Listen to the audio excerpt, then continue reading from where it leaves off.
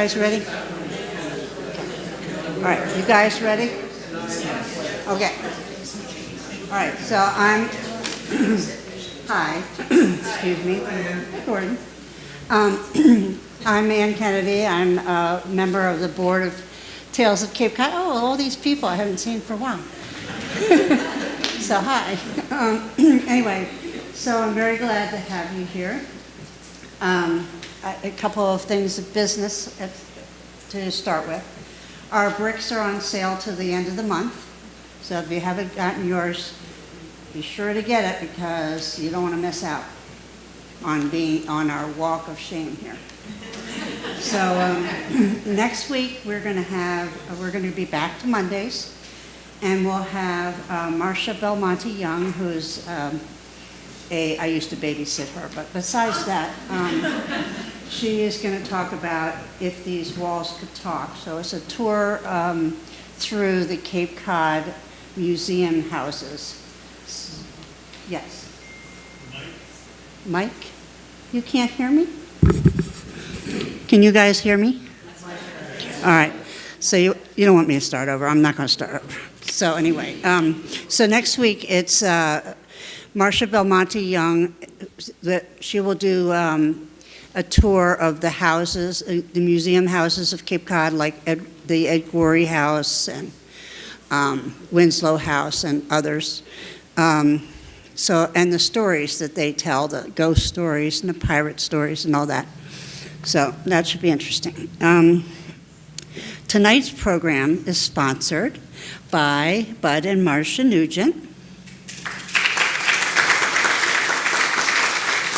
And Melissa and Peter Brown. Are they here tonight? So we are always very thankful to our sponsors. You're what helps us get quality speakers, such as the one we have tonight. So we're also very pleased to have our friends back from Titcomb's, who will be helping Dr. Skomal sell his book. And our guest speakers tonight are Susan Lloyd, Priscilla Myers, and Jean Turnbull. So thank you very much for your contribution. So just when you thought it was safe to go back in the water, we have invited marine biologist Greg Skomal to give you a little pause. So Dr. Skomal is a senior fisheries biology with the Massachusetts Marine Fisheries and adjunct at the Massachusetts School for Marine Science and Technology in New Bedford and at the Woods Hole Oceanographic Institute. He holds a master's degree from the University of Rhode Island and a PhD from Boston University.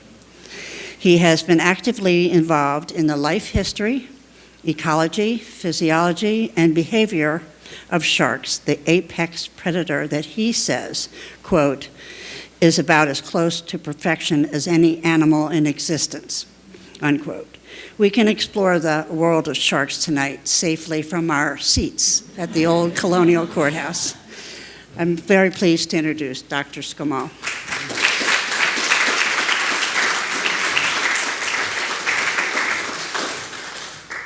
Thank you, Ann. Thanks for inviting me. It's an honor to be up here, and thank you all for coming out.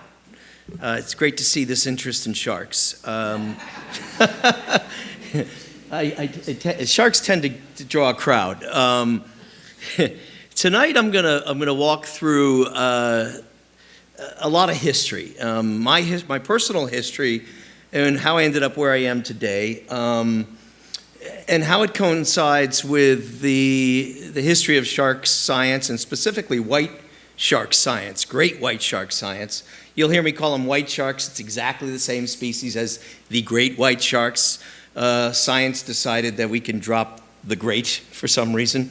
Maybe they're not all that great, obviously. But I'm going to talk about the evolution of shark science on the East Coast of the U.S. and how I got here to study great white sharks, and then I'm going to talk about the science that we're conducting, over the last 15 years on this species and some of what we learned about these animals. And what's really cool over the trajectory of my life, my career, which now spans over 40 years, I've seen a complete evolution in technology that has gone from basically studying fish using a horse and buggy to now, using Corvettes in terms of what we're able to use to look at the behavior of these animals in three-dimensional space. I'm going to start at the very beginning of my life, but I'm not going to dwell there, so do not worry. I'm actually from southern Connecticut. I'm one of 7.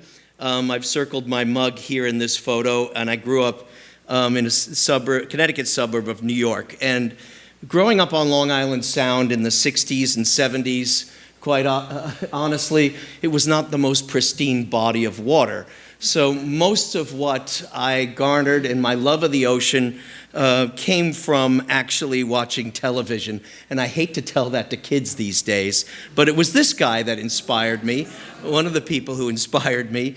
And some of you may remember The Undersea World of Jacques Cousteau, which came into our living room, and he basically delivered to us these brand new images of the underwater world, and I was completely fascinated by it, to the extent that I had aquariums in the house, which annoyed my mom and dad, and I was obsessed with the ocean and fish. But I hadn't experienced much time in the ocean. And then this movie came out in 1975. And I thought, and then that very same year, I was graduating from middle school. So there I am, graduating from middle school. And yes, I thought the shark in the film was really cool, even though when we look at it nowadays, it does indeed look fake. But there were some incredible scenes in the film. But what really inspired me in the film was this guy, not Richard Dreyfuss, but the character he played, Matt Hooper, who I thought at the time had the most amazing job on earth. I didn't know you could get paid to actually study fish, and specifically sharks, because like most kids, I was fascinated by sharks and dinosaurs, and I just didn't outgrow the shark part of it, right? So here was this guy, Matt Hooper, studying sharks and dealing with this Jaws scenario that had unfolded in this town of Amity. And so little did I know that many, many years later, I would be actually dealing with the exact same scenario. But let's just go 4 years later. So we're going to skip through my high school career in 1979. This is me when I graduated from high school. Now, I didn't know it at the time, but that very same year, a scientist from Woods Hole Oceanographic Institution by the name of Frank Carey had conducted some landmark research on great white sharks in the Atlantic Ocean, not far from where I was growing up. And he was working with another scientist by the name of Jack Casey. They ended up publishing this study in 1982. But here's a photograph. First, the upper right, you see the image that shows the title of this paper that they published called Temperature and Activities of a White Shark, Carcharodon carcharias. And you'll see a number of authors listed here. And more specifically, Frank Carey is the lead author. And near the end of this list, you'll see John Casey, a.k.a. Jack Casey, and Harold Pratt, a.k.a. Wes Pratt. Now, I didn't know it in 1979 when I was an idiot coming out of high school, but I would ultimately meet these gentlemen and they would become mentors of mine. But what was really fascinating about this study is the guy on the left is Frank Carey, the guy on the right is Jack Casey. And Frank was an early pioneer in fish tracking, specifically using acoustic telemetry. And I'm going to talk a lot about acoustic telemetry because the same tools he was using back then, we are using today, but they're a lot better, all right? So what Frank had heard from Jack is that there were a bunch of fishermen who noticed a white shark feeding on a dead whale south of Long Island. And they went out there and put the very first acoustic tag, one of the first ones that Frank had ever built, and he was building them in his lab. Now I can just order them from a company, right? But he was building these in his lab in Woods Hole. So here's a photograph, very old photograph from 1979 of Frank actually tagging a white shark from the pulpit of his boat, okay? And you'll see a cage on the back, and you'll see the silhouette of, that's Wes Pratt in the back. They actually did some cage diving and got the very first images of white shark underwater in the Atlantic Ocean. And actually, they leveraged television production in order to get this work done, which is actually a lesson that I learned working with these guys, that if you leverage, television, you can actually get them to pay for research. And it's worked out very, very well for me. This was for a show called, and I'm sure you know it, American Sportsman. American Sportsman. So it aired on American Sportsman. So Frank inserted this acoustic transmitter in the back of this white shark, and he followed it in this boat for 3 days, all right, listening to this transmitter and tracking its movements. And this is what those movements look like. In the upper right-hand corner, you see the coast of Long Island, and you see this jaggedy line. You'll see that shows the movement of this shark basically from the eastern side of Long Island down to Hudson Canyon to the southwest. And they basically followed the shark for 3 days. But Frank had built a pressure transducer into this tag, and that told him the depth of the shark as well. So in the lower figure, you can actually see the depth of this animal, spending most of its time in the thermocline, where you get that dramatic change in temperature, but also bouncing to the bottom every now and then. And back in those days, you can write research papers that aren't as boring as they are today, okay? For those of you who read them, you know exactly what I mean. There's more numbers than there is storytelling. But Frank could add a little bit of poetry to his papers back then. If you read this paper, he was the first person to ever track a white shark in the world, and it made a big splash in the world because of the new technology that he was using to get this first glimpse, a 3-day glimpse, into the behavior of this animal.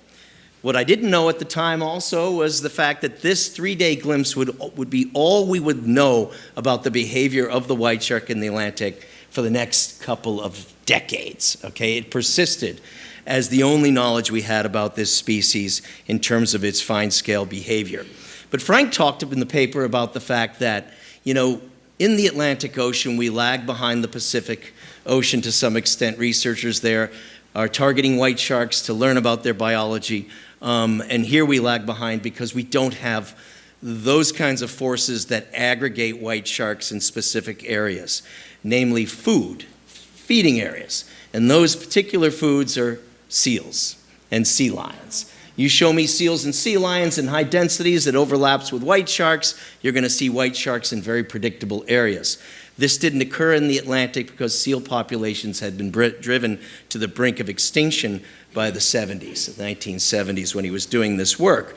But the Marine Mammal Protection Act was passed in 1972. Nonetheless, there weren't many seals around. And as a result, scientists, very, very difficult to go out and predictably find white sharks. So the white shark remained an incredibly elusive species and ultimately was labeled by many of us early in our careers as a rare event species, one we're not likely to encounter, right?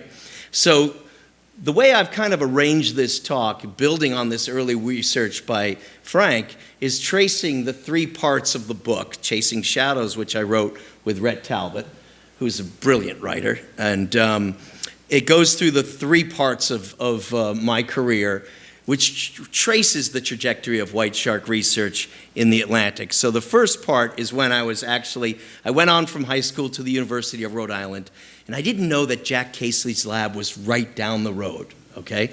So in 1983, I applied for a job in his lab, and I didn't get it. Right? But I put my hand up and said, you know what, I didn't get that job, but you know what I'd like to do is volunteer for you. So there's lesson number 1 to a lot of the students, kids I speak to these days, don't be afraid to volunteer because it puts you sometimes in the right place at the right time. Let's talk a little bit about Jack Casey. Jack Casey grew up in Massachusetts, but he got a job in New Jersey in the 60s working for the precursor to the National Marine Fisheries Service. It was the Bureau of Marine Fisheries for the federal government. National Marine Fisheries Service did not exist in the 60s. And Jack was one of the first people to realize that we knew very, very little about sharks in general on the eastern seaboard of the U.S. So he sold the idea to his superiors that we need to start collecting data about the shark species that occur here on our eastern seaboard. And so he started conducting surveys using longline fishing gear off the coasts of New Jersey and Long Island. And this was one of his catches one day. These are 10 juvenile white sharks that he caught in 1964 during one of these events, fishing events. And of course, they downplayed it a little bit because it was within just a couple of miles of a popular New Jersey swimming beach. But, which of course, we'll talk more about that in a second. Jack went on to continue this pioneering research, but he was the first person to describe the white shark nursery that occurs off of New Jersey and Long Island that a lot of the researchers have now done a lot of work on. Jack later moved up to his lab, his project, which was called the Apex Predators Investigation, up to Narragansett, Rhode Island, okay? And he was pretty much involved in two major aspects of trying to study shark biology. And that was movement ecology, so where are these animals in time and three-dimensional space, okay? And the tool he was using, which was state-of-the-art, was conventional tagging, okay? A conventional tag is a very simple tag. You see it right here. You insert it into the dorsal musculature of the shark that you catch. That little tiny capsule that you see on the left-hand side of that middle photograph contains that message that you see scrolled out in front of you in 3 languages. It also has its own serial numbers. So you catch a shark, you put a conventional tag in it, you mark down the species, the date, the time, the location, the sex of that shark, an estimated length, and you let it go. So it promotes catch and release. And then if somebody else catches that shark and sees that tag, they can either keep the shark, some people do, or they just pull the tag out and they read that message and it says, please report the same information. So this shark tagging program, which he invented back in the early 60s, gave us our first glimpse into movements of sharks around the Atlantic Ocean. But every time, a shark was tagged and then ultimately recaptured, and figure about anywhere between 2 and 5%, depending on species, of sharks are recaptured, you get data points. You get 2 data points. So you need to tag a lot and you need to recapture a lot in order to learn about the movements of those animals. But this was the state of the art other than the tags that Frank was building in his lab, What was nice about this technology is that you get more than just a few days of data. If somebody recaptures a shark 6 months, 8 months, a year, 10 years, 15 years later, you learn a little bit about growth rates and you learn a little bit about longevity. So it's a tagging method that persists to this day, and it's the least expensive. And what Jack was able to do was harness the efforts of cooperative fishermen. So commercial and recreational fishermen who were targeting sharks at the time. Now, recreational fishing for sharks took off in the late 70s, particularly after the movie Jaws came out, right up into the 80s. And then commercial fisheries targeting shark species took off in the 80s and well into the 90s. And that's when the federal government and the states realized we got shark populations beginning to decline, but we don't know anything about them. So in addition to this tagging program, Jack was doing life history kinds of research. And the way that research is done is basically cutting up dead sharks, all right? So my early part of my career involved doing a lot of necropsies on dead sharks, okay? So I got into this field wanting to see live white sharks and be Matt Hooper, but I ended up getting this technician job because when the person who actually was hired for the position that I applied for decided to move on, I was right there and volunteering, and they brought me in as a technician to help with this research. So the life history stuff that we're very much interested from a fisheries point of view, and this applies to everything from striped bass, codfish to sharks, is you want to know how fast they grow, how long they live, how they reproduce, size and age at maturity, what they feed on, and various aspects of their physiology. All that goes into the rulemaking that we present to you people and say, well, you can only keep one striped bass between, X and Y inches, right? And so that's how we come up with those kinds of rules and regulations, because we incorporate all this information into a model, all right? And so life history is information that's critically important to fisheries management, and Jack was doing it, really the only one on the east coast of the U.S. at the time, on the eastern seaboard. My first exposure to a great white shark was in 1983, and all of my early exposures to this species were dead ones, dead animals. And this is, you can see pictured here, actually, the gentleman standing was an amateur bodybuilder who's actually was an excellent shark parasitologist. So this giant guy used to measure tiny little parasites on sharks. Strange guy, but I loved him. The guy you see kneeling is Peter Benchley, all right? This shark was harpooned by fishermen out of Montauk and brought into the docks and became a really high-profile PR event. And this is when Peter Benchley was realizing that he felt perhaps the movie Jaws and his book had created this Jaws effect. And he was beginning to really promote shark conservation. So he was deeply upset by this particular animal being killed by fishermen for no reason. And the reaction of the fishermen then was, okay, we're going to donate it to science. And that's when Jack's team, Jack Casey's team, was called, and we then went over to Mystic Aquarium, where the shark was dissected by us. And here you see a very early photo of me. One of my early roles working for Jack was to be a photo documentarian. So I would take pictures of species and the research being conducted, and here you see me suspended on a pallet above the dead shark, which was actually being molded by a taxidermist at this moment. And then after the molding was done, we then brought the shark over to a swamp in Rhode Island where we did this massive dissection. Again, most of my early work cutting up dead sharks. Now, why are we doing that? You know, we can look in their stomachs to see what they eat. That's pretty obvious. What might not be as obvious is if you take the backbone from a shark and you cut it up and do a bunch of histological procedures on it, you can count rings like you would in a tree, and you can age the animal. And so we were trying to come up with growth rates for this species and all the other species we were studying. So pictured here from left to right, the third guy over is Jack Casey, and then you see me 5 over from the left with my camera. Very young Greg Skomal as a young technician, you know, getting a glimpse of a big, ugly, nasty white shark. In 1984, I got my first exposure to a research cruise, working for Jack's program. You know, and there you see me on the far left. Jack is in the middle with the orange cap, and then other scientists. Wes Pratt is on the far right. This is when we went to sea from 4 to 6 weeks, and we went shark fishing on a commercial longline vessel. And that would result in sharks being tagged.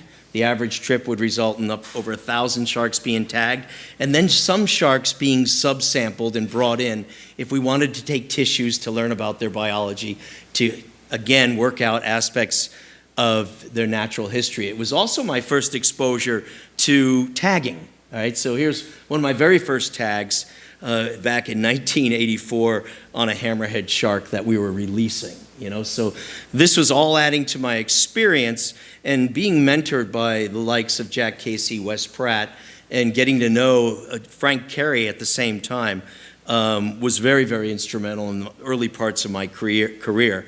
What was really cool is that a lot of my fellow graduate students, because when I was working for Jack, I decided to go back, get my master's degree working on sharks, were women. And so 2 prominent friends of mine, Lisa Natanson, Nancy Kohler, would go on to be experts in the field of shark biology.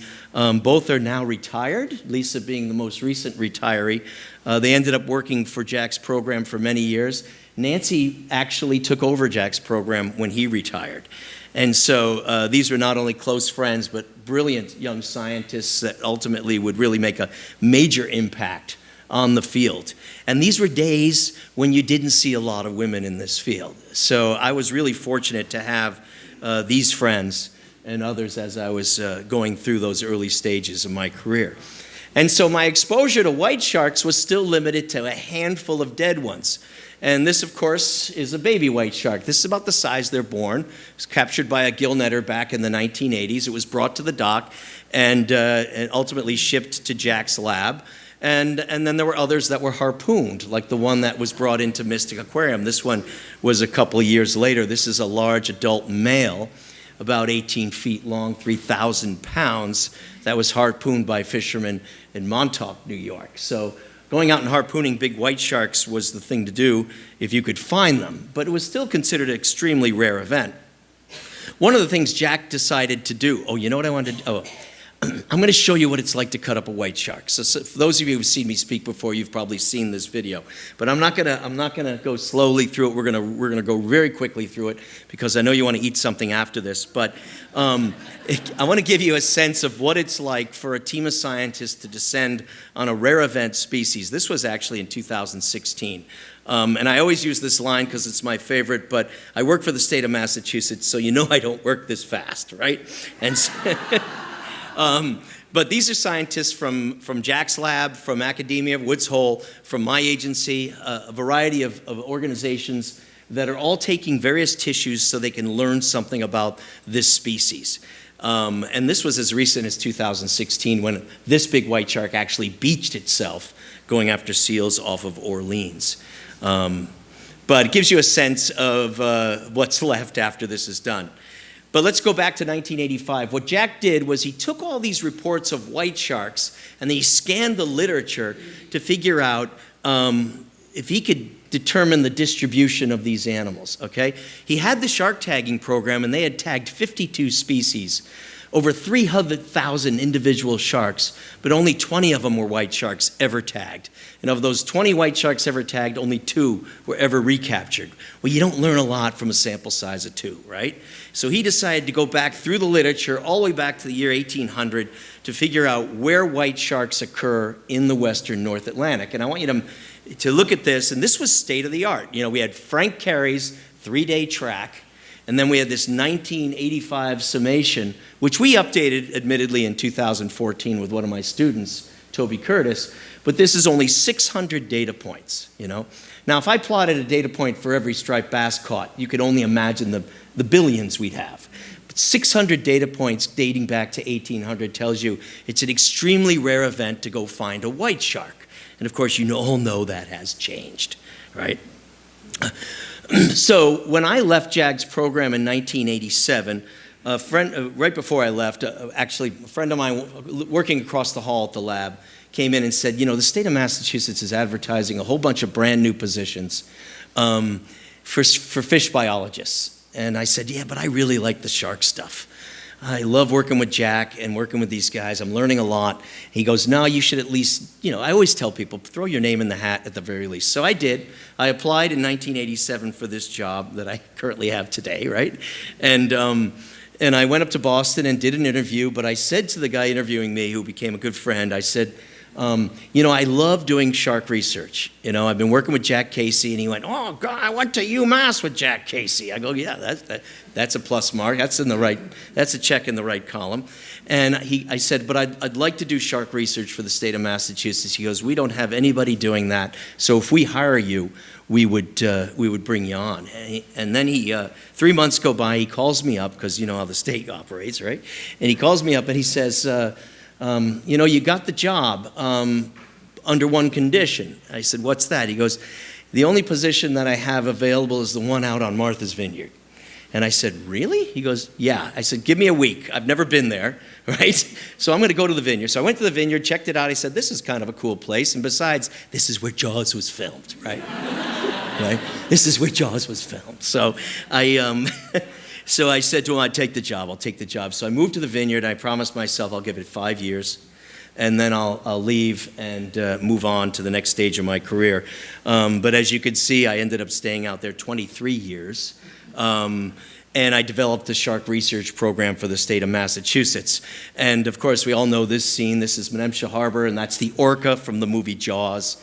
So you know, the fact that the film was made out there really inspired me to want to, you know, rekindle that Matt Hooper desire. Always in the back of my mind thinking, someday I'm going to get a chance to study white sharks. But the longer I studied shark species in New England, the more I realized the rarity of seeing great white sharks. But I started the shark research program. If you look very quickly at this slide, you can see, gee, it looks really similar to what Jack Casey was doing, which is exactly what I decided to do. I'm going to continue to collaborate with Jack and his folks, and I was just going to do a state version of the federal program.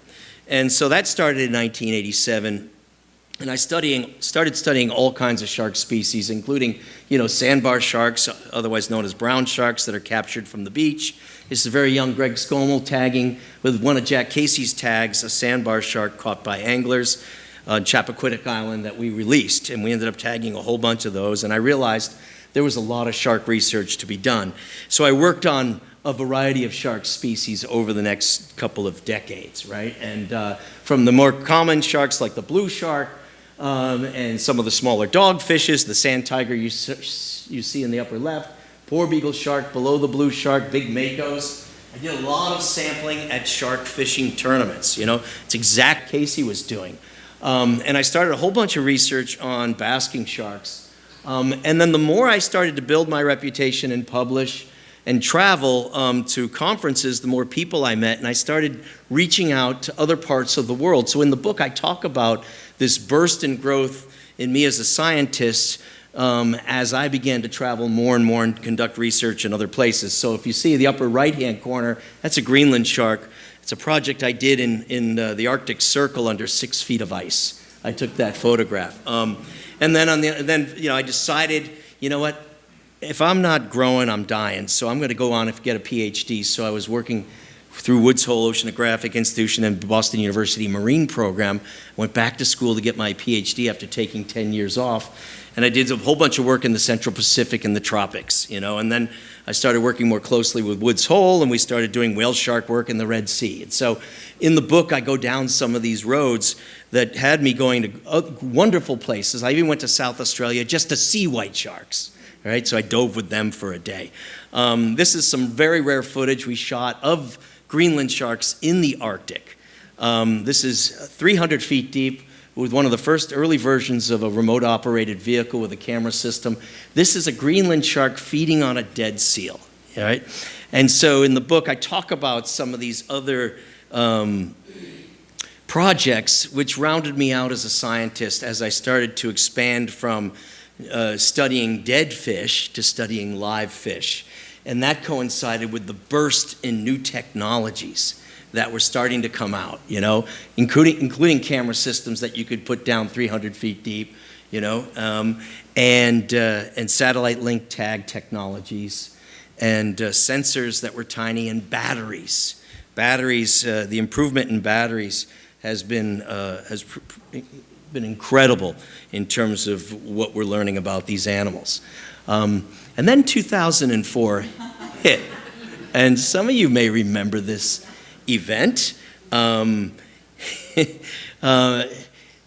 famous Gretel story, and I spend a full chapter or so on this particular story because it was kind of a slap in the face for me because I had focused on so many other shark species, I had forgotten that white sharks actually do occur in New England, the Gulf of Maine, all the way to Canada, just based on Jack Casey's 1985 paper, right?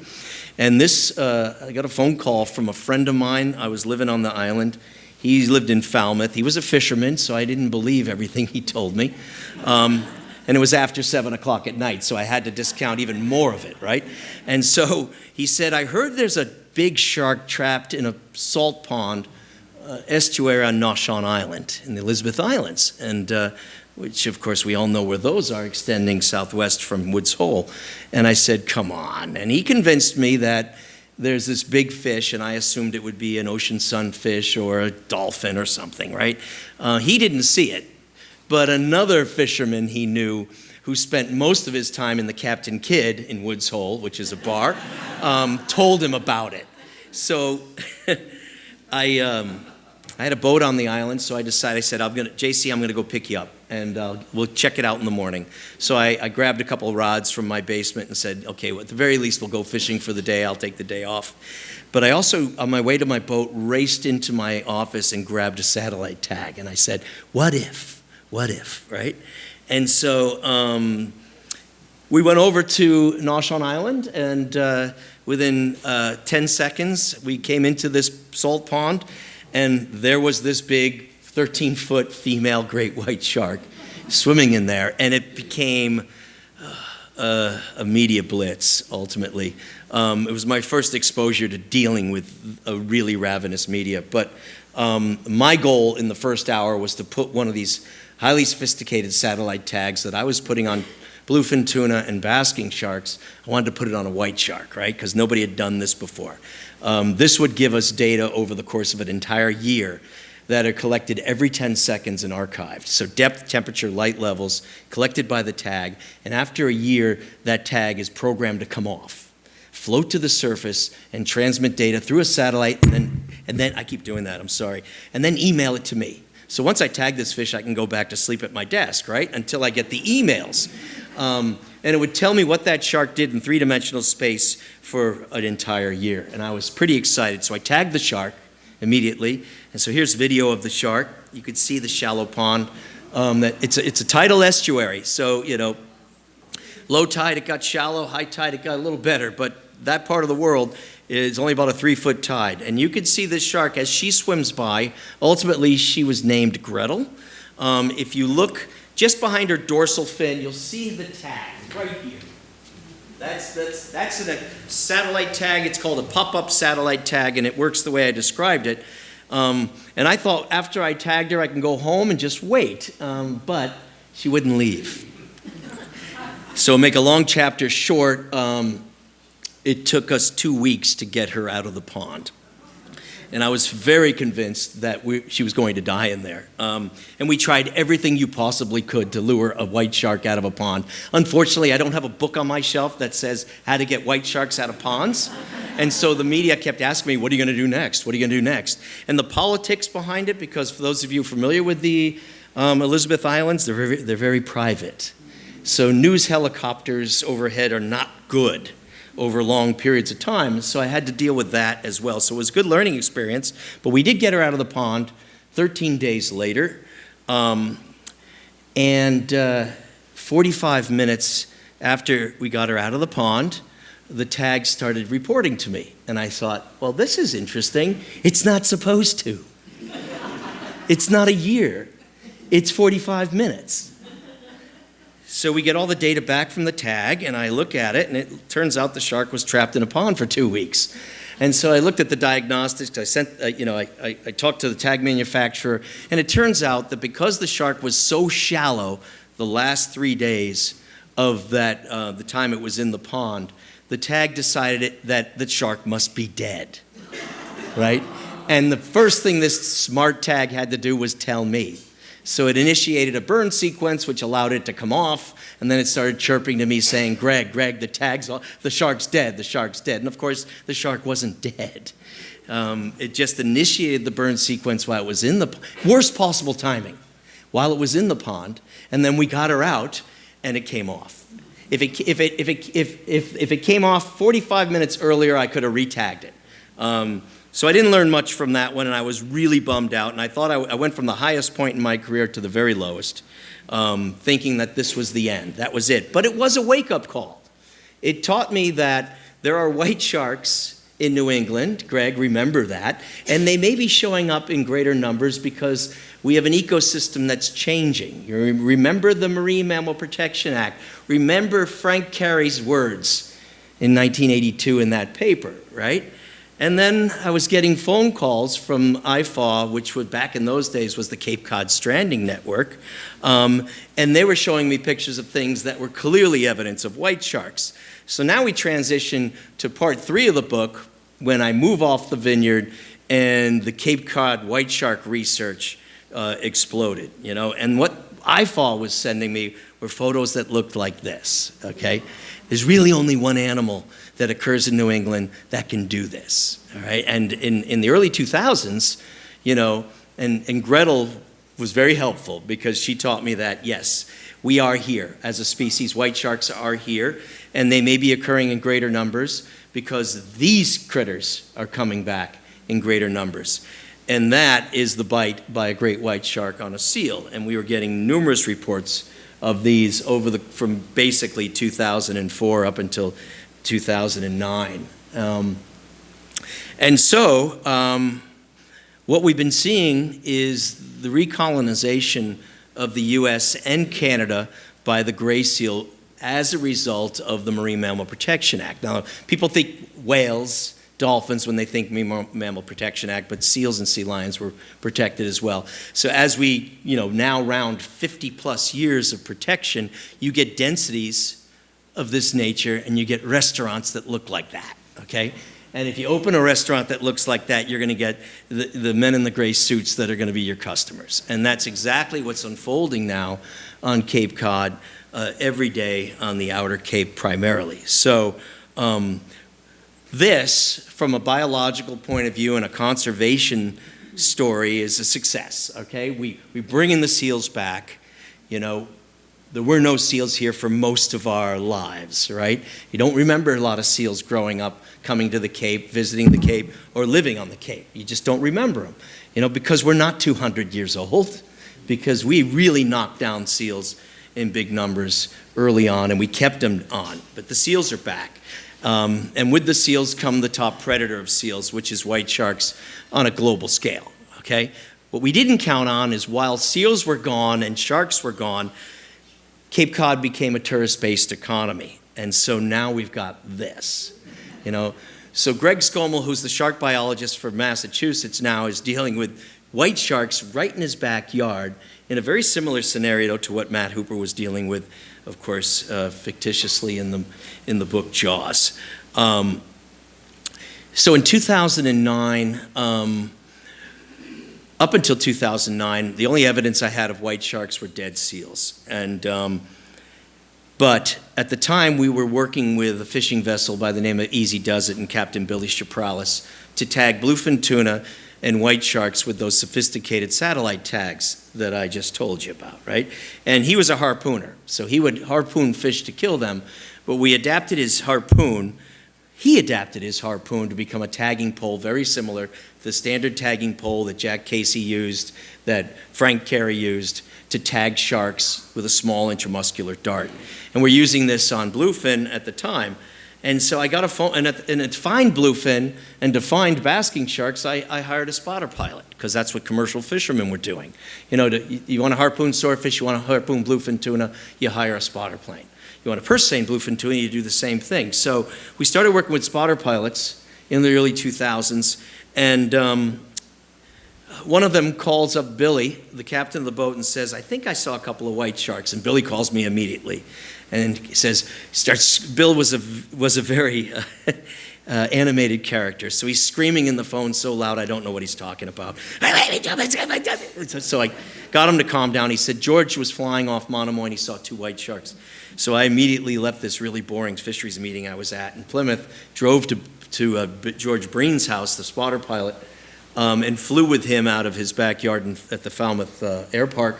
And we went to Monomoy, and we didn't see 2 white sharks. We saw 5. 5 swimming in the shallow waters off Monomoy. So we mobilized the boat the very next day, and this is Billy's boat, the Easy Does It, and this is the very first white shark we tagged using his technique and placing one of those sophisticated satellite tags on them. So I had to wait 5 years, but I had another shot at tagging white sharks. We ended up tagging 5 that year.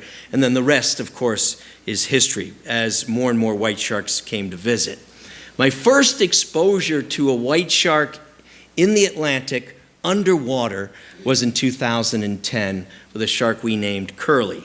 This is a dead humpback whale. That's a charter boat we hired. I was making a film the very next year after we started tagging with Billy for Discovery Channel, because Shark Week jumps on any new shark news, and that's exactly what they did in 2010.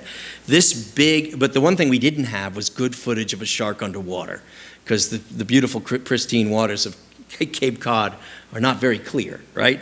And so the producer-director really wanted good footage of a white shark underwater, and I got a call from a spotter pilot who told me that there was a dead whale floating 15 miles east of Chatham Inlet. And so we went out there the next day, and you could see that shark there. That's a 18-foot adult female white shark, which I placed another satellite tag into. So it was the first adult female that we tagged. And so after I tagged her, I wanted to watch her for a little bit, then we can go back in. But the director says, no, it's time to do our cage sequence, okay? So I talk about this in the book quite a bit. My first exposure to a big white shark underwater in New England, and using a cage. Some of you may remember this film, Blue Water, White Death, okay, 1973 or 4. This was a cage built for Blue Water, White Death. The first one built that was used in the film was broken apart by a white shark that got tangled in it, and is now on display at the Tennessee Aquarium, of all places. But the photographer survived, but it's a big sequence in that film. So I was a little nervous about getting in this cage because you could take the bars and just do this and open them. So I'm going to show you an underwater sequence that was in the film. It's older, so it's not the highest quality. But it's a moment I'm in the cage with the cameraman, Nick Calionis, and we're filming underneath this dead whale, okay?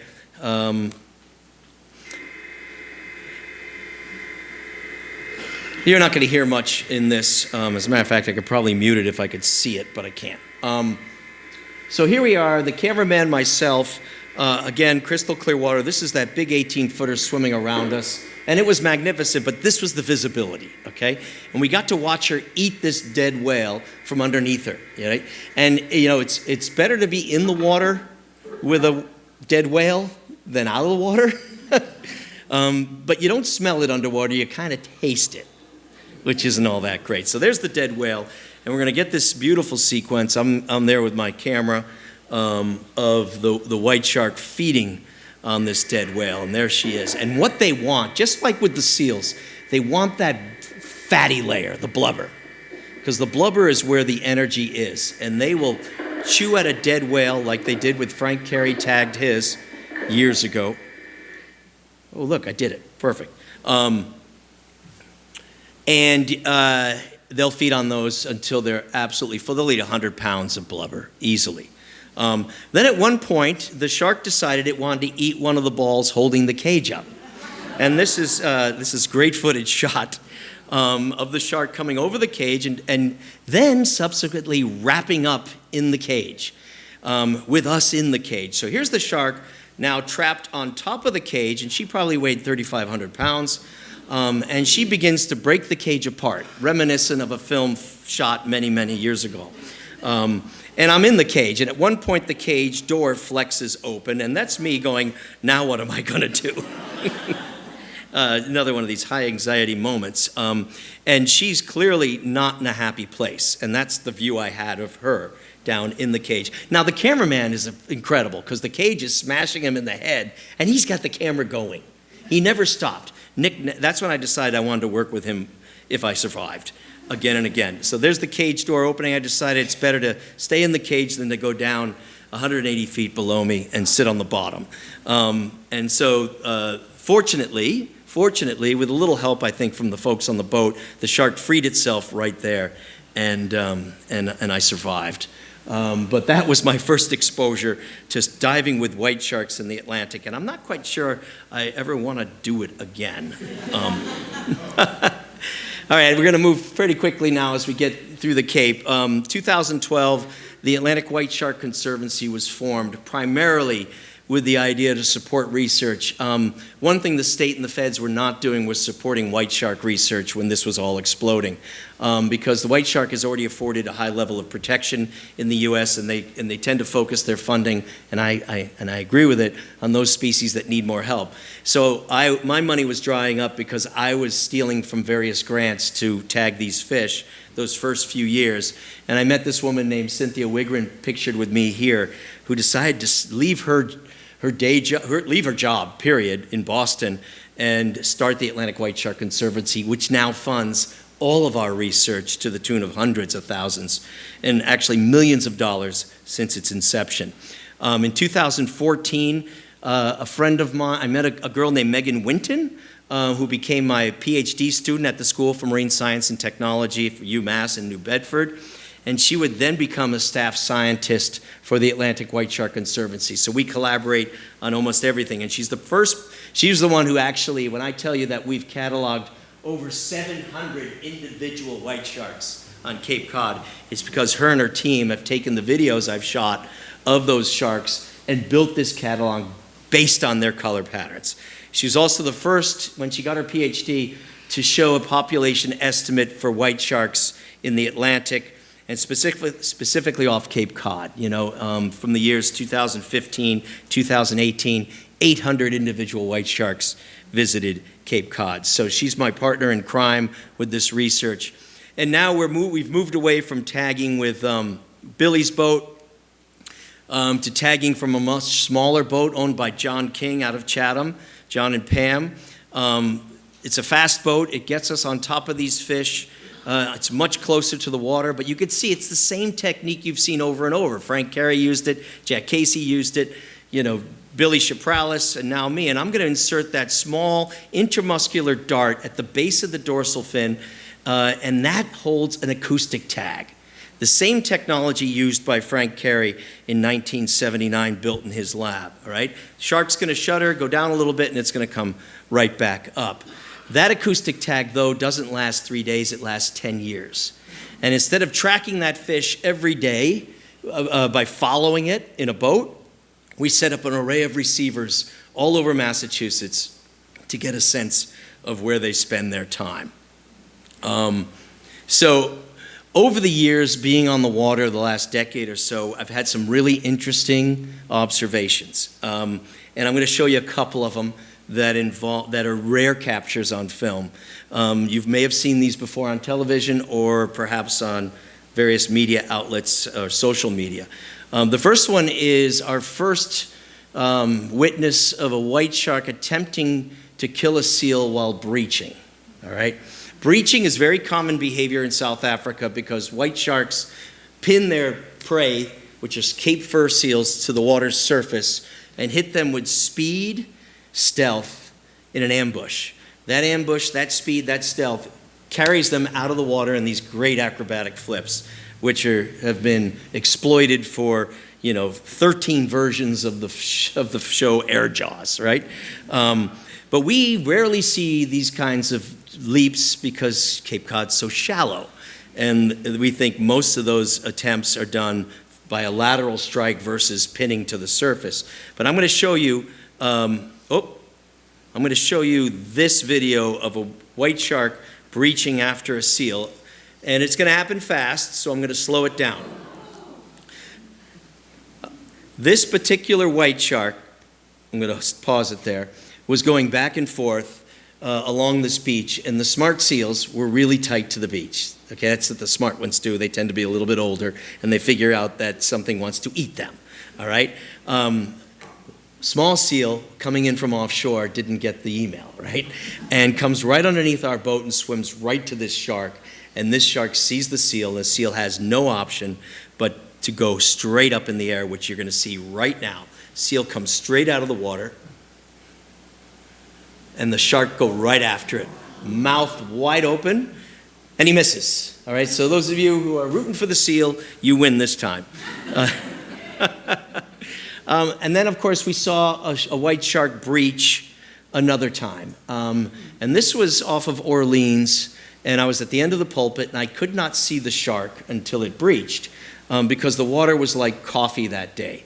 And you'll hear in this video the spotter pilot telling me where the shark is. So that's Wayne Davis, who takes all these wonderful aerial photos for us, circling overhead, telling me where the shark is. And the first thing I'm going to do is take a video of that shark to add it to the catalog, and then I'm going to try to tag it. So in this particular case, many of you have probably seen this, but you're going to hear, let me see if you, no. All right, let's try that. There I am on the end of the pulpit. Captain John, that's Captain's voice. 1 o'clock, 2 boats coming at you, Greg. Now look directly below me, and I'm going to just get ready to videotape this shark, even though I don't see it. Oh, holy crap! Man! All right, for those who didn't see it, look directly below me. This shark comes out, mouth wide open. I do the white shark shuffle and go right back to work. That's dedication. Did you tag him? No, we called it Psycho Shark after that. It took right off. And you know what's amazing? Last week, the same thing happened again, but no cameras were running. And I saw that shark. It was swimming along beside me, and then it he came right out in front of me, took a sharp turn, jumped straight out of the water right at me, and I went, whoa, and splashed right in front of me. And my only thinking is it sees an image of me on the water's surface, right? And it's moving, and I'm moving, right? And so it attacks the image. And again, its momentum carries it out of the water. So I'm going to walk through a few tag technologies, and I'll wrap this thing up because I know those benches probably aren't the most comfortable you're sitting in. So from 2009 to 23, we've now tagged well over 300. We've already tagged about 19 this year, so this has not been updated. We're using acoustic technology, and the way the acoustic technology works, as I was saying, you don't follow the fish like Frank did. Instead, we have an array of acoustic receivers. All those yellow dots are acoustic receivers, and when the tagged sharks swim within the range of those receivers, which is typically around 5 football fields, so 500 yards, those receivers will do a timestamp of who that shark is. Then when we collect those receivers, we can determine how many sharks came to this beach, when did they arrive, when did they leave, so I can begin to answer questions. So if I say to you that the outer cape is where the white sharks spend the bulk of their time, this is how we know, all right?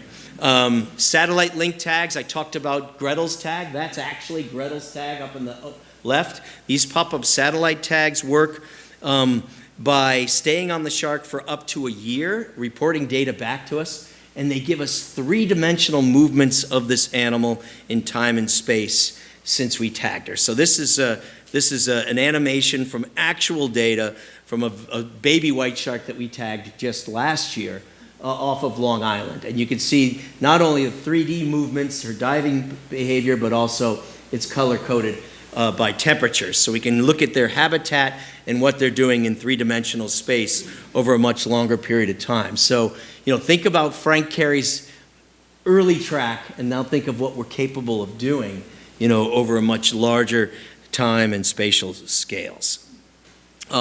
This is technology that I worked with Woods Hole Oceanographic Institution on. One thing we learned from white sharks from all the satellite tags is they tend to spend over 90% of the time in places where we can't see them. So if we can't see them, we really want to have a better sense of what they're doing. So maybe we could send a drone to go see what they're doing. So we came up with this idea many years ago, and we deployed it off not only Cape Cod, but also off Mexico. And that is using an autonomous underwater vehicle to actually follow a white shark and film its behavior. One of the things we did not count on was this behavior. All right, I'm going to show you. This is the view from the AUV on the right side, obviously. We're down about 300 feet deep. So already you know that most divers aren't going to go down there and observe what white sharks are doing, right? So we could send a drone to do that, right? Except that in this case, what the drone ended up doing was maxing out. It could only go down to about 300 feet deep, and the shark went below that. And then this happened, and we didn't actually count on this happening.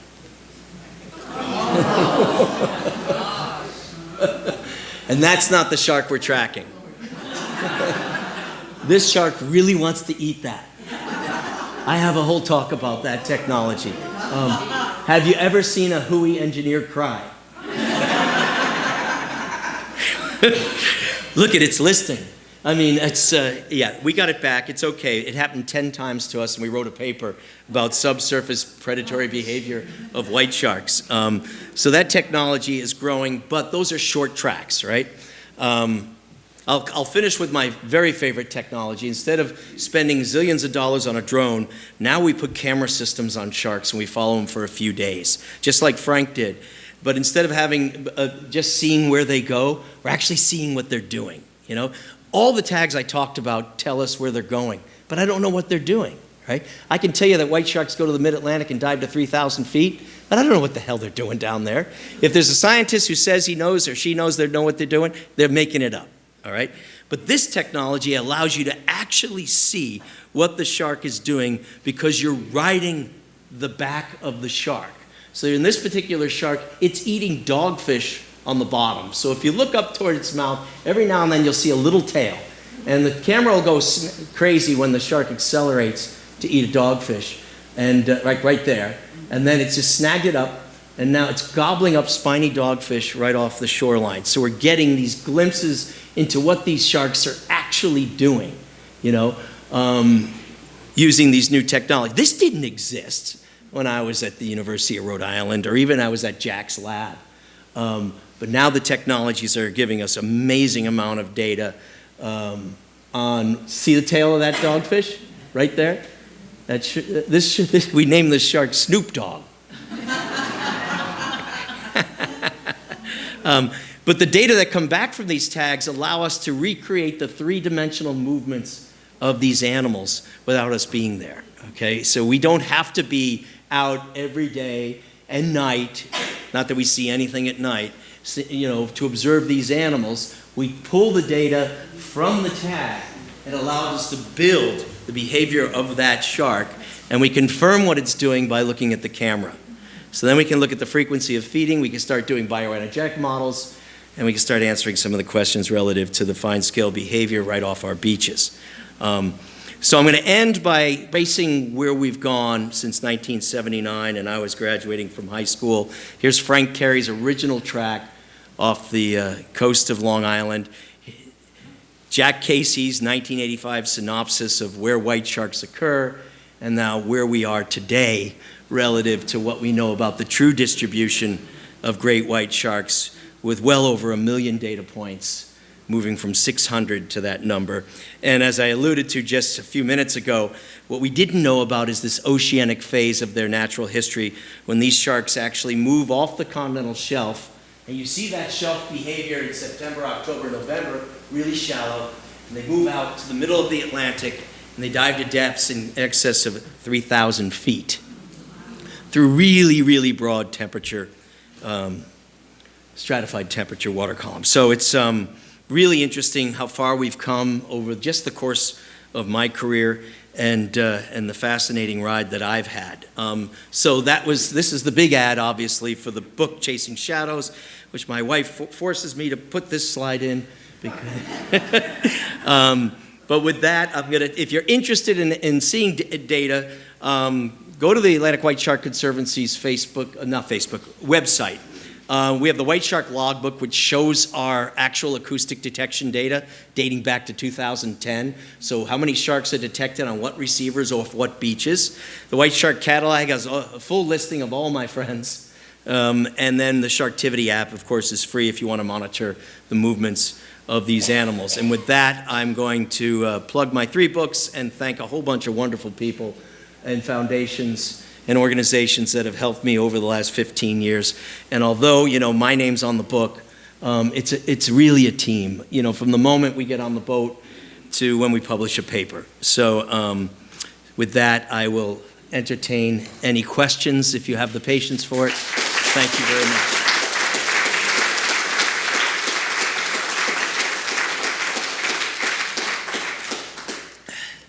You were quick. Greg, do you have any data on how fast these animals move? So there's a couple of models that have been done, and then there's a couple of papers where people have used these camera-type tag systems to measure acceleration. And the most, I think the best estimate is somewhere between 20 and 25 miles an hour at full peak speed. There's the theoretical speed that you need to lift a 3,000-pound animal out of the water in South Africa, so a lot of it's based on that.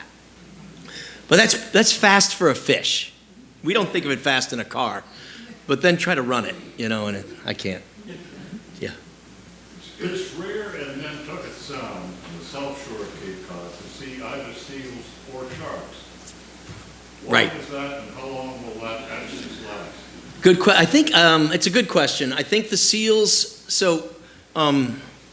the outer Cape is ideal habitat for seals, particularly monomoy and a few other stretches that are pretty off limits to people.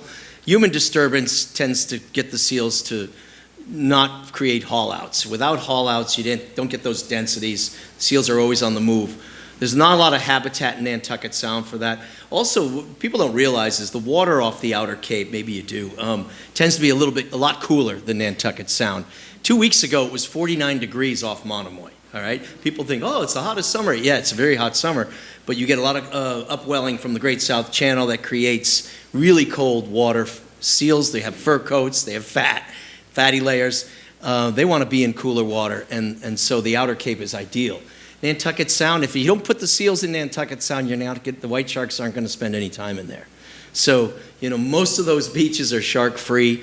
So Nantucket Sound, Vineyard Sound, Buzzards Bay, where I happen to live, shark-free, because I think of those aspects.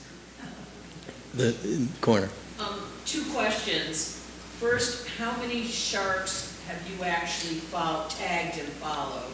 First question, since you started your career. White sharks? White sharks. White sharks, okay. And the second question is, see a lot of that activity on the outer arm of the cape.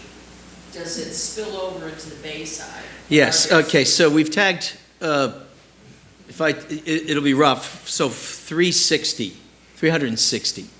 And the assumption when you tag any animal is that what those animals do is reflective of what the population does. That's how science works, right? So I don't have the slides with me tonight, but if you look at the highest abundance of sharks from our acoustic data set, it's the outer cape followed by the eastern side of Cape Cod Bay, all right? And then it just starts to drop off dramatically as you move west, and then it's almost non-existent as you go up the South Shore. So, on a relative scale, if you're managing beaches in, Duxbury, you're not as concerned as you would be if you're managing beaches in Wellfleet, okay? And so that's what we try to give, that relative sense of risk, if you assume that risk is proportional to the number of sharks, which might be a big assumption. I don't know yet. Yeah. And then we'll start working this way. In one of the early slides, you showed how the shark was in the thermocline. Yeah. And then it would go down to the bottom. Have you learned what that behavior is all about? Not yet. Going for dogfish? It could be that. What Frank hypothesized in his paper is that every now and then they'd pick up a scent that he thought was a dead whale on the bottom. And they were feeding on whale falls, But he threw that out there, hoping it would stick. He just wanted to make the point that we didn't have seals, so these animals have adopted an offshore feeding strategy because they didn't have the seal populations that other white shark populations had in other parts of the world.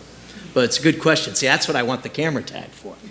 But so far we're getting glimpses, because when those sharks go down to 30, 40 meters, they're snapping up dogfish.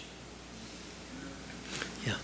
Matt Hooper pulled a license plate out of the belly. What's the strangest thing you pulled? I get 2 strange things. One of them I hesitate to tell you, but one was a McDonald's wrapper. The other was actually it's going to sound horrible, a porpoise penis. I hesitate to tell people this for obvious reasons. It's a little awkward. We're going there. And so, but that was a tiger shark in both cases. In one tiger shark, I found 5 horseshoe crabs and 4 birds.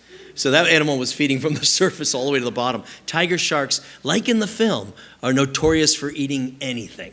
So I wouldn't be surprised if a license plate came out of a tiger shark. Yeah. How did you get Gretel out of the pond? God, no, I'm going to make you buy the book. No, I'm just kidding. I'm not going to make you buy the book. We ended up using high-powered, this sounds horrible, but high-powered water pumps. All right, so we had 2 boats. So there's 2 things that happened. Number one, I worked with the Chatham weir fishermen and trap fishermen, and they came out, and in the main body of the pond, they put netting across so that the shark we started limiting the area and forcing it to the outlet of the estuary. And then when it got so close to the outlet, it still wouldn't go over because it was a shallow eelgrass bed. And so we took high-powered water pump and herded her, either side of her head. So she had to turn and forced her. Now, if she went east, she'd be out into Vineyard Sound and I'd have a great track. But she ended up west and going way up into Lackey's Bay, which was really shallow. So she was in Lackey's Bay for the weekend, and that's what triggered the tag. And to get her out of Lackey's Bay, we ended up using 2 boats, 2 water pumps, and herding her out. I actually got that. I have a whole talk. The 20th anniversary of that was this year. I have a whole talk on Gretel in the pond. Yeah. Peter. Yes, two questions. Is Gretel with us today? I do not know. We have not seen her again. All right. Never seen Gretel again. I don't know if I'd do if I saw her. I'd probably thank her. You know, I was pretty stressed after that event. You showed, taken in 1983, with that large great white shark that was harpooned off the Montauk, that you were involved in photographing. So aquarium? There was two in 80. There was actually several sharks harpooned in 83. The first one was the no-ank shark, the one I saw, that was brought to Mystic Aquarium. That was a 3,000 pounder. Because I was going to ask, because you pointed out that you're eventually that was featured in that photo taken in 83. Did you ever had a conversation with him about the concern about the public's lack of understanding of the science and No, I mean, so I met Peter the same time you did, right? In 2005. And he died shortly thereafter, but I've got a very strong relationship with his wife, Wendy. You know, we've talked a lot about it over the years. And sometimes we agree, sometimes we don't. But yeah, she was, at the time I was sampling shark tournaments. I did that most of my career. And there was a big push on to get rid of them, and I understand that. I wasn't necessarily promoting shark tournaments, but I was saying we're getting data from these events. So we clashed a few times, but we're good friends now. As a matter of fact, she reviewed the book for me. It's not one of these blurbs, but she has the one on the back cover. Yeah. I wish I had more time with Peter. Maybe I'm wrong on this, but did I see a detection buoy when you had the placement of them on the screen? There was one inside Pleasant Bay? I did. I had two in Pleasant Bay for many years, and they never detected anything. They became a hassle for us to maintain, so we moved them out. But yeah, and the mussels were killing me on my gear there. So you put out 70 receivers. It's a lot of effort, and I'm really the only person in the state that does it for the state. So I'm really reliant on volunteers and folks, my students, and then the Conservancy, which has really stepped up. But yeah, no detections in Pleasant Bay. Yeah, then I'll come over. That Ellisville Reservation just north of Cedarville, I used to see population of seals there a lot. Still is. That's a hot spot. Yeah, and so do sharks go after that population? Because that's pretty far out from what you're saying. Yeah, that would be the only exception to what I've been talking about. Ellisville, Manamet Point, that area has a sizable haul out, relatively speaking. And so the white sharks will stop by there. They don't spend a lot of time, but there's a chapter in the book where I talk about the event where two kayakers went out to go see white sharks at that haul out and were attacked by a white shark. Yeah, and the kayak was struck with such force, it put holes in it. I've got a picture of that in the book, and knocked them into the water. Now, fortunately, they had a cell phone, and it worked, and they called for help, but they stayed there for 15 minutes floating until they got picked up. But they saw their white shark, and they were traumatized. Yeah. Did you know immediately it was a porpoise penis? No, I didn't. I was pretty young back then. I didn't know what those things looked like. Most people don't, right? And the guy one of the scientists on board studies food habits of sharks, and he'd seen it all. And I said, "What the hell's that, Chuck?" And he told me, and I went, "Okay, glad I asked that one." Age. Yeah, the age of white. We ended up writing a paper. Gee, I wonder if I have any of these slides. We ended up writing a paper about the age and growth of the white shark based on vertebrae that we had sampled from, here it is. So there's the vertebrae there. It's basically cut in half and stained. And if you look really closely, and you got to get creative, there are actually bands, dark bands within the vertebrae in the upper left. So you count those bands, and as long as you sample animals over the size range of the species, you can come up with a growth curve, assuming it's one per year, but we use some Bob carbon dating to actually come up with a periodicity of ring formation of roughly one per year. And we found out that they will live in excess of 70. Yeah. Yeah, so very slow growing. And what you see here are actually ages at maturity for males and females. This is a paper I published with my colleague. I showed you a photo of Lisa Natanson earlier. Males not maturing until their late 20s and females not until they're in their 30s. So really slow growing animal that if it's hit hard by fisheries, just like marine mammals, they don't replace themselves fast enough and the population could be drastically diminished very, very, very quickly. I have two questions. One, I don't remember if it was sharktivity or what, but there was a shark named Nora that was detected out here in Barnstable Harbor. Nora. What? Nora? Yeah, I believe her name was Nora. It might be one of the O-Search tagged sharks, because I don't know any named Nora in our data set. And I don't think you have any, the detectors around here in Barnstable, do you? Yeah, we have them. I'll see if I have the map where we have. I throw everything into this. I'd cut it down so you wouldn't be falling asleep. No, I don't have it on this talk, but, oh yeah, this one. This shows a map of receivers, and the size of the receiver, each bubble, is proportional to the number of sharks detected, okay?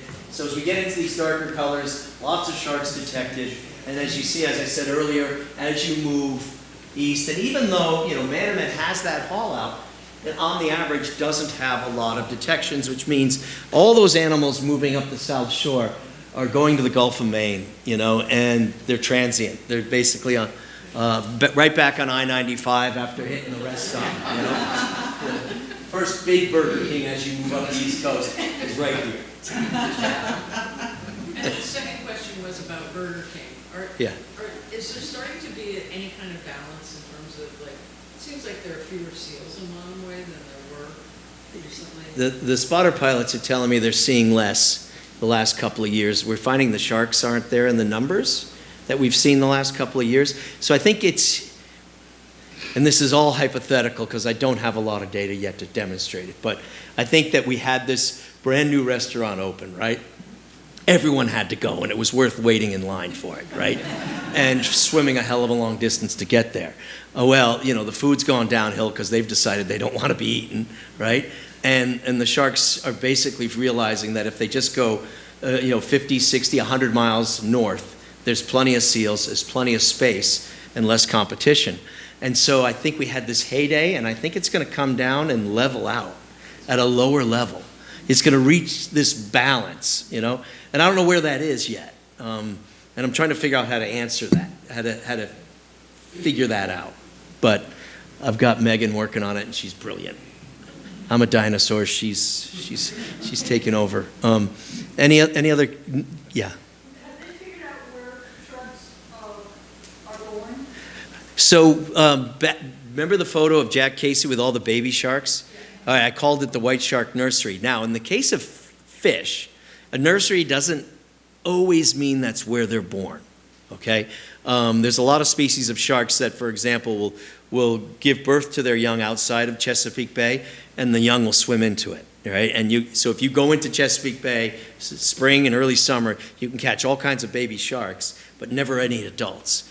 Because the sharks know that this is a protected area for those young, where they won't get eaten up by bigger sharks. And so white sharks, we don't know where they give birth. I've tagged just a handful of adult females, and none of them are demonstrating to me where they mate or give birth. But the young turn up off Long Island. So it's one of those cool mysteries. I hope I get to see who solves it. Yeah.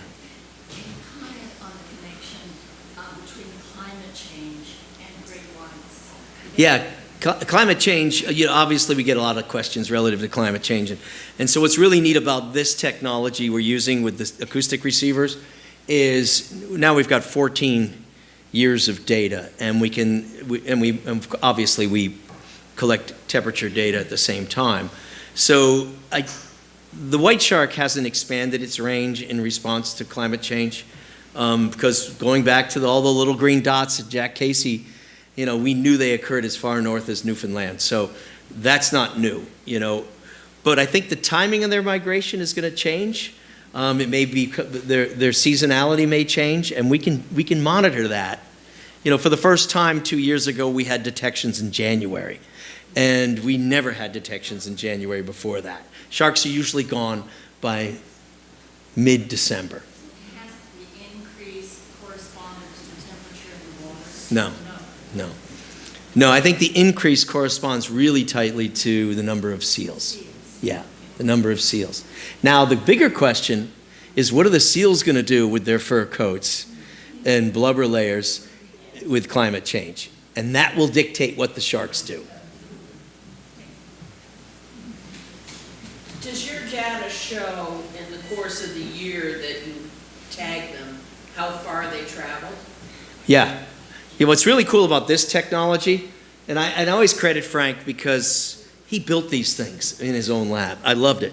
But everybody uses this technology for a variety of species. So I know people who tag sturgeon, striped bass, codfish, marine mammals, using this technology, setting up an array of acoustic receivers. Now, the technology doesn't care what species it's on. So I've got detections of white sharks in Newfoundland, all throughout Nova Scotia, Bay of Fundy, down the Gulf of Maine, all the way to the Gulf of Mexico by scientists who are deploying the same technology. But do you have, So we do track individual movements. so one shark, let's say you didn't tag Greta, you tagged Greta, but it. Right. Greta, during the Don't course remind of the me. year, how far Yeah. would she travel? Oh, we just tagged a shark off South Carolina last December, and it went to Mexico. It went into the Gulf of Mexico, all the way around, past Texas, to Mexico. All right? It then came back up the eastern seaboard of the U.S., came to Cape Cod, got close, and didn't spend any time on Cape Cod, went straight to Nova Scotia, up past Nova Scotia, into the Gulf of St. Lawrence, where it's feeding on seals now in the Gulf of St. Lawrence. So that's incredible. Long way. Yeah. And what I find is we have a lot of our animals come back every year. That's, and the reason we name them because it's easier to remember them than serial numbers, right? So we'll have animals that will come back year after year after year after going amazing distances. So think about the navigational skills of these animals in terms of, I'm going to swim to Louisiana and then I'm going to swim back to Cape Cod. Now, they can't lift their head up and look around. They don't have a GPS unit, so they're basically navigating back. We don't know how, but that's pretty amazing. So I know I've kept you here a long time. I'm not going to have any more questions. I'll stick around. Come see me if you want to chat more, ask questions, and I'll let you all go. Thank you.